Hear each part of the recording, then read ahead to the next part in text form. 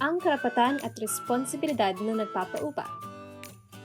Mabuhay sa Office of Residential Tenancies o ORT sa maikli. Sa bidyong ito, ipapaliwanag ang karapatan at responsibilidad ng nagpapaupa.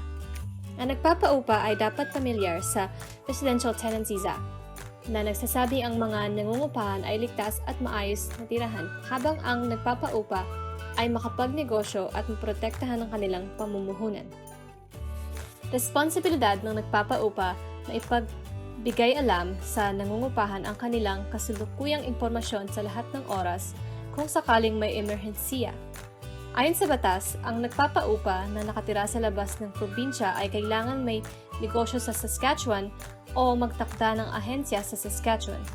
Ang nagpapaupa na hindi taga Saskatchewan ay kailangan magtakda ng ahensya sa pamaraan ng pagtakda at pagpirma ng kasulatan at kapangyarihan ng abogado o power of attorney na mahanap sa aming website. Ang pagrenta ng lupa ay isang negosyo. Ayon sa Residential Tenancies Act, ang nagpapaupa ay dapat magtabi ng accounting record ng mga nangungupahan.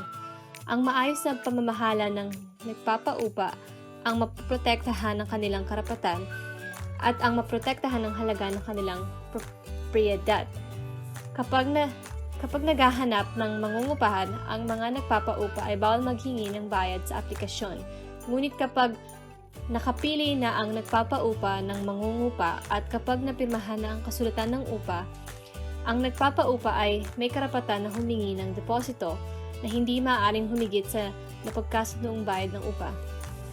Ang nagpapaupa ay dapat na ibigay sa nangungupahan ang susi sa unang araw ng pag-upa. Habang naninirahan ng nangungupa, hindi maaaring palitan ang kandado ng sinuman maliban kung napagkasundo ang nagpapaupa at nangungupahan.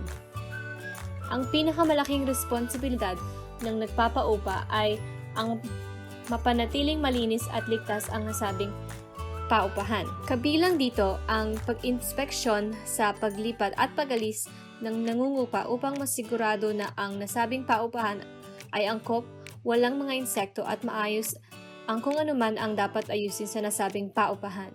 Sa pagtapos ng pag-upa ng nangungupahan, responsibilidad ng nagpapaupa na ibalik ang deposito, pero kung sakali na may nasira at pagmamay-ari ng nagpapaupa, ang nagpapaupa ay may karapatan na huwag bayaran o bawasan ang deposito ng nangungupa. Kung ikaw ay nagpapaupa o nangungupahan, dapat maging pamilyar sa batas ng Residential Tenancies Act. Magiging madaling proseso kapag alam mo na ang iyong karapatan at mga responsibilidad. Para sa iba pang impormasyon, pumunta sa aming website www.saskatchewan.ca/ORT.